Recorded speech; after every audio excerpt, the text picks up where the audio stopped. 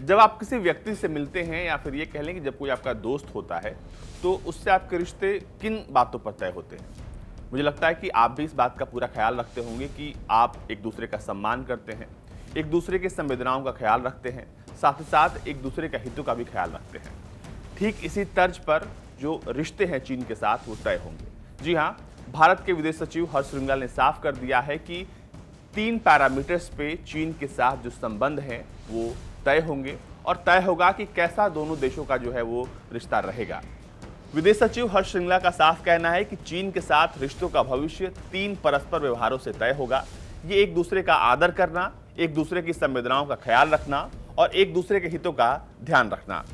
श्रृंगला का यह बयान भारत और चीन के विदेश मंत्रियों के बीच हुई बैठक के बाद आया है, जिसमें विदेश मंत्री एस जयशंकर ने जोर देकर कहा था कि भारत चीन के साथ रिश्तों की सभ्यताओं के टकराव के संदर्भ में नहीं देखता और दोनों देशों की आपसी आदर भाव के आधार पर द्विपक्षीय रिश्तों को आगे बढ़ाना चाहिए। इन्वेस्टर इंडिया समिट को संबोधित करते हुए श्रृंगला ने पूरे वैश्विक हालात और इसकी चुनौतियों से लड़ने में जुटी भारतीय कूटनीति की कोशिशों के बारे में बताया। चीन की तरफ से पिछले साल लद्दाख में एलएसी के उल्लंघन को बेहद गंभीर बताते हुए हर्ष श्रृंगला ने कहा कि इसने पूरे हालात को काफी बदल दिया और अमन और शांति को इससे भारी नुकसान पहुंचा। भारत ने चीन को कई बार यह बताया कि दोनों देशों के बीच अच्छे संबंध है, इसके लिए जरूरी है कि सीमा पर भी अमन और शांति हो, लेकिन चीन ये नहीं समझा।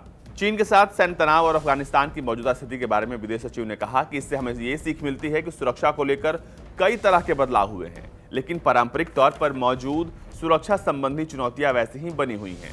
उनकी नज़र में 3 तरह की गतिविधियां वैश्विक कूटनीति में बनती दिख रही हैं, जो कि वैश्विक गतिविधियों को तय करेंगी। उनकी नज़र में एशिया में वैश्विक गतिविधियों के केंद्र में होने, चीन का उद्भव और अंतर्राष्ट्रीय सिस्टम पर बढ़ते दबाव को मेगा ट्रेंड के तौर पर देखा जा सकता है।